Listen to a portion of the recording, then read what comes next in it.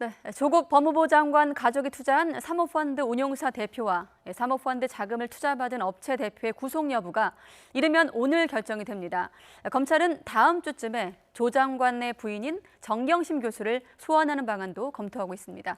검찰에 나가 있는 취재기자 연결하겠습니다. 박기환 기자.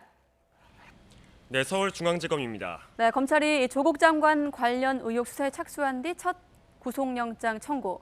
영장 실질 심사 끝났습니까? 네, 그렇습니다. 오전 10시 반부터 시작된 영장 심사는 오후 2시쯤 끝났습니다.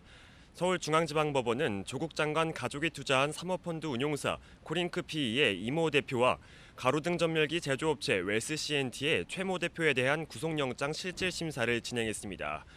심사를 마치고 나온 두 사람은 취재진의 질문에도 아무 답변 없이 결과를 기다리기 위해 서울구치소로 향했습니다. 코링크 PE 이 대표는 법정에서 일부 잘못한 부분이 있다고 인정하고 반성하고 있다는 취지로 발언한 것으로 알려졌습니다. 반면 최 대표는 투자 조건을 이행했을 뿐 횡령한 것이 아니라며 억울함을 호소한 것으로 전해졌습니다. 추 대표 측 변호인은 최 대표가 조 장관과 부인 정경심 교수를 만난 적도 없다며 혐의를 부인했다고 밝혔습니다.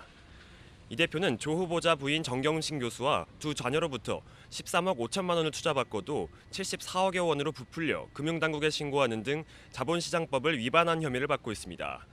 또 회사 자금 수십억 원을 빼돌리고 검찰 수사를 앞두고는 직원들을 시켜 증거인멸을 한 혐의도 있습니다. 웰스 CNT 최 대표는 회사 돈 10억여 원을 빼돌린 혐의로 영장이 청구됐습니다. 앞서 검찰은 어제 서울 노원구에 있는 최 대표의 자택을 압수수색했는데요. 조 장관 가족펀드의 투자 이후 관급공사 수주가 늘어나 조 장관의 영향력을 미친 것이 아니냐는 의혹과 관련해 회사 자금 흐름 관련 자료를 확보한 것으로 알렸습니다.